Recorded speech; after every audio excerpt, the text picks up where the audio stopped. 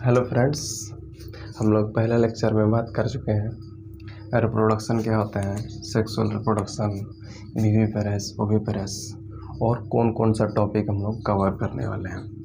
अभी second lecture में हम बात करने वाले हैं गैमेटोजेनेसिस क्या होते हैं। ठीक है फ्रेंड्स, गैमेटोजेनेसिस क्या होते हैं, गैमेटोजेनेसिस में कौन कौन सा पार्ट है। देखिए friends, gametogenesis formation of gamete in the primary sex organ, ठीक है, इज कॉल्ड गैमेटोजेनेसिस। यानी गैमेट का फॉर्मेशन होना कि यहाँ पर प्राइमरी सेक्स ऑर्गन मेल में हो गया तो आपका टेस्टिस में, और फीमेल में हो गया तो आपका ओवरी में। यानी गैमेट का फॉर्मेशन होना इन टेस्टिस या ovary is called gametogenesis. Gametogenesis सिर्फ ह्यूमन में ही नहीं होते हैं, और सारा ऑर्गेनिज्म में होते हैं। ठीक है फ्रेंड्स, प्लांट्स में भी होते हैं, एयर प्लांट्स में, गाय भैंस, इस सब चीज़ में गैमेटोजेनेसिस होते हैं। गैमेटोजेनेसिस फिर फर्दर दो भागों में बांटा गया है, एक है oogenesis और दूसरा है स्पर्मेटोजेनेसिस। स्पर्मेटोजेनेसिस क्या है, यानी देखिए फ्रेंड्स, स्पर्मेटोजेनेसिस उस प्रोसेस को कहते हैं जिस प्रोसेस के थ्रू स्पर्म का फॉर्मेशन होते हैं। कहाँ से, यानी शुक्राणु, जिसे हिंदी में कहते हैं शुक्राणु का फॉर्मेशन होते हैं वृषक या टेस्टिस से। देख फ्रेंड्स, हमारे बॉडी में दो तरह का डिवीजन चलते हैं, सेल डिवीजन। एक है माइटोसिस, वो सेल डिवीजन जो इंजरी को भरने में, सेल का ग्रोथ में, सेल इनलार्जमेंट में या बॉडी का हाइट को बढ़ाने में जिस डिवीजन का उपयोग करते हैं सेल, उसे माइटोसिस कहते हैं। और दूसरा डिवीजन चलते हैं मियोसिस। फ्रेंड्स, इस डिवीजन में क्रोमोसोम्स नंबर तो सेम ही रहते हैं। जैसे यहाँ अगर ह्यूमन में 46 है तो उसका डॉटर सेल में भी 46 होंगे, लेकिन यहाँ ऐसा नहीं है। यहाँ अगर सेल में 46 है तो उसका डॉटर सेल में 23 होंगे, यानी हैप्लॉइड होंगे। ठीक है फ्रेंड्स, अगर मान लीजिए ये अगर डिवीजन नहीं होते हैं तो आपको बताएंगे इसमें क्या ये होता है। आज हम लोग ह्यूमन के मतलब कोई भी जीव के जगह सिर्फ डीएनए ही देखने को मिलता। ठीक है फ्रेंड्स, मियोसिस के थ्रू स्पर्म का फॉर्मेशन होता है। ठीक है, कौन सा ऑर्गन के, कहाँ पर, प्राइमरी सेक्स ऑर्गन जो कि टेस्टिस है आपका, स्पर्म का फॉर्मेशन होता है। ठीक है फ्रेंड्स, वहीं oogenesis में ओवम का फॉर्मेशन होता है। कहाँ पर, ये भी उसका प्राइमरी सेक्स ऑर्गन है। ओवरी से ओवम का फॉर्मेशन होता है फ्रेंड्स, ओवरी से ओवम का फॉर्मेशन होता है। यह लाइफ में कंटिन्यू, जब से प्यूबर्टी से, मान ली प्यूबर्टी से जितना भी मतलब एज बढ़ते जाता है, लेकिन यह जो ये है क्या बोलते हैं स्पर्मेटोजेनेसिस, वो थ्रू आउट द लाइफ रहते हैं। लेकिन oogenesis जो है 12 to 13 ईयर से 45 से 50 ईयर तक ही फीमेल में यह एज फर्टाइल पीरियड रहते हैं। लेकिन यह लाइफ में जब तक मेल या जो मेल है, पर्सन है, उसमें पूरा लाइफ तक, जब से 12 से 13 वर्ष तक से स्टार्ट हो जाते हैं, उसका जितना दिन उसका जीवन रहेगा ना फ्रेंड्स, उतना दिन तक उतना दिन तक उसमें स्पर्मेटोजेनेसिस चलते रहेंगे। लेकिन फीमेल में ऐसा नहीं होता है। फीमेल में एक सर्टेन टाइम के लिए ही oogenesis होते हैं। सबसे पहला जो आपका स्पर्मेटोजेनेसिस स्टार्ट होते हैं उसको मेनार्की बोलते हैं। oogenesis स्टार्ट होते हैं फीमेल। फर्स्ट oogenesis या MC स्टार्ट होते हैं, यानी मेंस्ट्रुअल साइकिल स्टार्ट होते हैं, उसको मेनार्की बोलते हैं। और जब 45 और 50 ईयर्स में जब बंद हो जाते हैं उसको मेनापॉज बोलते हैं। यदि कोई कपल मैरिड है उसमें तो मेल में तो स्पर्मेटोजेनेसिस चलेंगे और फीमेल में oogenesis चलेंगे फ्रेंड्स। मेल में स्पर्मेटोजेनेसिस और फीमेल में oogenesis। अगर मेल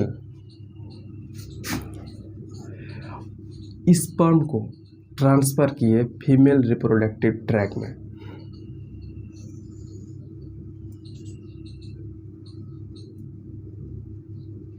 ठीक है friends,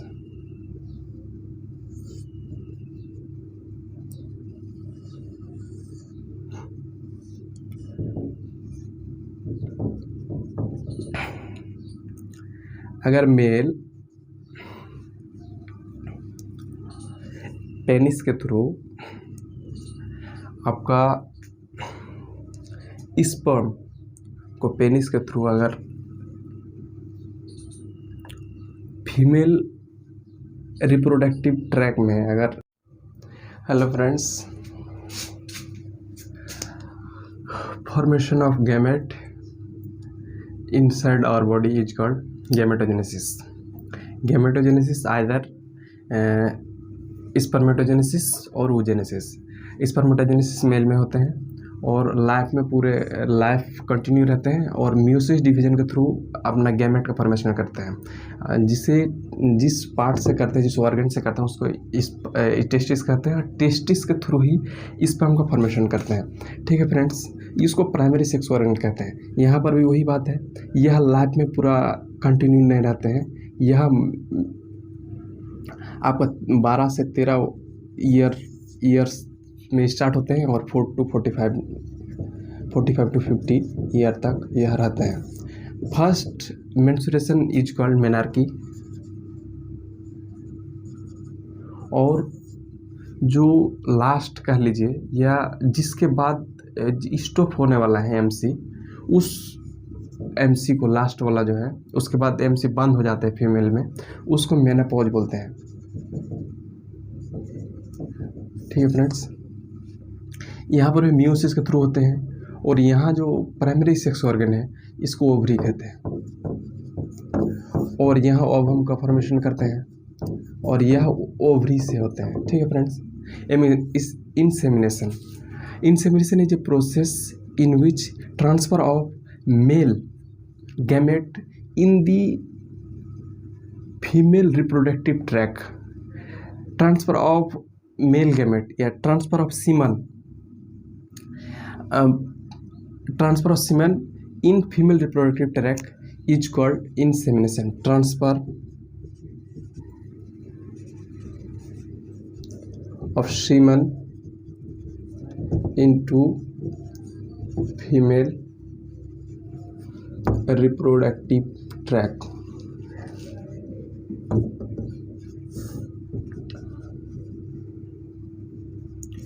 is called insemination. Insemination के बाद अगला जो रिजल्ट आते हैं यह फर्टिलाइजेशन का आते हैं, यानी फर्टिलाइजेशन या निषेचन कह लीजिए, निषेचन इसको हिंदी में कहते हैं। निषेचन वह प्रोसेस है जो कि इंसेमिनेशन के बाद स्टार्ट होता है। ठीक है फ्रेंड्स, निषेचन को डिफिनेशन अगर देखें तो डिफिनेशन है निषेचन आपका fusion of male and female gamete. Male gamete किसको बोलते हैं? स्पर्म को बोलते हैं, और फीमेल गैमेट ओवम को बोलते हैं। Fusion of male and female gamete is called fertilization. Fertilization कैसे होते हैं? देखिए फ्रेंड्स, हम यहाँ reproductive system, female reproductive system को रफली ड्रॉ कर रहे हैं।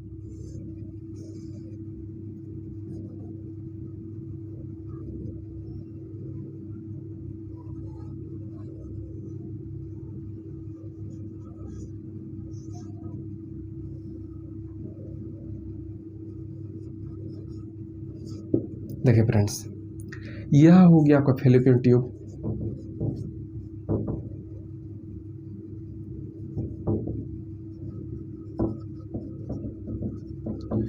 स्पेलिंग में मिस्टेक हो सकते हैं फ्रेंड्स।